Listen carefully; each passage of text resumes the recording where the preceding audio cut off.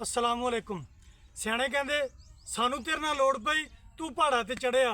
वो हिसाब साडे नाल हुण होण दिया वा क्योंकि साडियां कणकां पक्कियां पईयां। ते अज एक सियाणा मैनूं टकरिया, उन्हें आख्या पुत्तर तू नैट ते वीडियो चढ़ाउंदा? मैं कहा हाँ जी। उन्हें कहा पुत्तर अज एक गल लाजमी करनी आ। मैं कहा दसो जी की गल आ। उन बजुर्गों ने आख्या कि यार कणक वाढे नहीं लभ रहे। तो मैं क्या बजुर्गों क्यों नहीं लभ रहे? उन्होंने आख्या कि भी यार कणक का रेट नहीं हैगा, तो इस करके ना कणक वाढे ਜਿਹੜੇ ना अगे शहरों चों भी आउंदे सीगे कणकां वड्ढण वास्ते, तो ऐतकी वो हिसाब नहीं हैगा, कणकां वड्ढण नहीं आ रहे। तो हुण कणकां खड़ियां मरूंडा बणियां पईयां, कणकां खड़ियां खड़ियां भुरी जाण दियां। इन्हां दा टाइम ओवर हो गया कणकां दा। अगे कणकां शुरू होंदियां सी ते 15-20 ਦੇ ਇਹਨਾਂ ਦੇ ਵਿੱਚ ਕੁੰਝ ਲੈ ਜਾਂਦੇ ਸੀਗੇ। ਹੁਣ ਮਹੀਨੇ ਤੋਂ ਉੱਤੇ ਹੋ ਗਿਆ ਵਾਢੀ ਪਈ ਨੂੰ ਤੇ ਕਣਕਾਂ ਹੱਲੇ ਖੜੀਆਂ ਵਿੱਚ।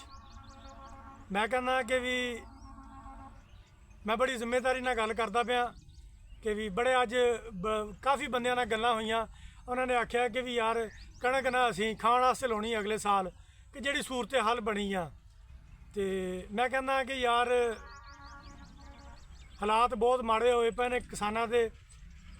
ਕਈ ਬੰਦੇ ਕਹਿੰਦੇ ਨੇ ਕਿ ਯਾਰ ਕਿਸਾਨ ਐਵੇਂ ਝੂਠ ਬੋਲਦੇ ਆ, ਤੁਹਾਨੂੰ ਨਹੀਂ ਯਕੀਨ। ਤੇ ਮੇਰੇ ਪਿੱਛੇ ਅਜੇ ਕਣਕ ਖੜੀ ਆ ਤੇ ਬੜੀਆਂ ਕਣਕਾਂ ਪਈਆਂ ਵੱਢਣ ਵਾਲੀਆਂ।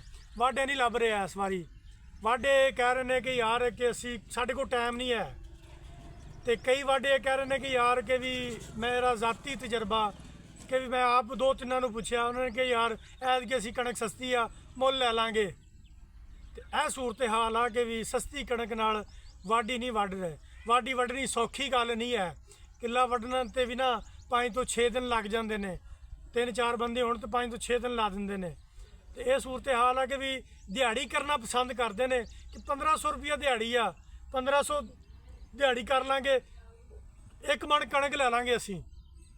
2 ਦਿਹਾੜੀਆਂ ਕਰਕੇ ਕਣਕ ਲੈ ਲਾਂਗੇ 3 ਮਣ, 2 ਮਣ 3 ਮਣ ਜਿੰਨੀ ਐਵਰੇਜ ਹੈ ਸਾਡੀ ਸਾਲ ਦੀ। ਪਹਿਲੇ ਲੋਕ ਲਾਲਚ ਕਰਦੇ ਸੀ ਕਿ ਵੀ ਅਸੀਂ ਕਣਕ ਵੱਢ ਲਈਏ, ਕਣਕ ਵੱਢ ਕੇ ਸਾਲ ਦੀ ਰੋਟੀ ਬਣਾ ਲਈਏ। ਹੁਣ ਸੂਰਤ ਹਾਲ ਇਹ ਆ ਕੇ ਵੀ ਕਣਕਾਂ ਖੜੀਆਂ ਵਿੱਚ।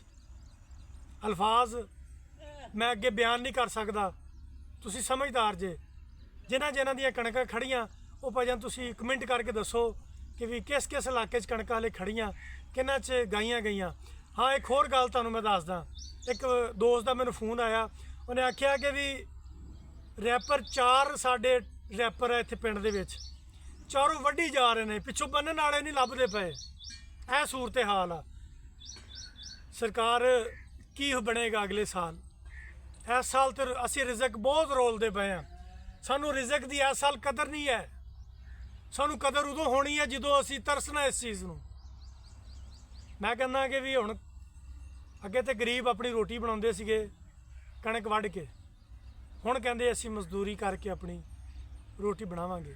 ਮੈਨੂੰ ਡਰ ਲੱਗਾ ਕਿ ਕਣਕ ਕਿਤੇ ਇਹ 6-7 ਹਜ਼ਾਰ ਨੂੰ ਨਾ ਹੋ ਜਾਵੇ। ਅੱਲਾ ਹਾਫਿਜ਼।